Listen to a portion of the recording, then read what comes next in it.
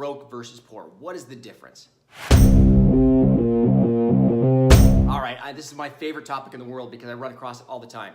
I can tell you that I've been broke many times in my life, but I've never, ever been poor. There's a huge, huge difference. And I think the problem is most people always consider themselves just being poor. I come from poor circumstances. I come from poor, and they start using this idea as far as poor. Poor is a mindset. Broke is just a number on a balance sheet. That's all it is. When all of a sudden you're broke if you have less money than you have bills or expenses.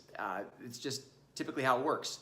Understand, you can be broke and be super, super rich, mentally rich. And the key as any business owner or any entrepreneur is you have to find the mental capacity to overcome the poor mentality. I run across so many people who have all the opportunity in the world, but they have this poor mindset of, oh, I can't do this and I can't do that, and I'm whatever the can'ts are associated with it, all that is part of that poor mindset. You're poor because you don't think that you have resources. There's a huge difference between resources and resourcefulness. And that's the difference between poor versus broke. You can be broke, but be extremely resourceful, and you'll go out and you'll find a way of bringing in the money that's needed to help you get out of that broke state. You could be poor though, and have all the resources out there available to you, and not be resourceful enough to actually use them, and you will stay poor, and you will never ever change.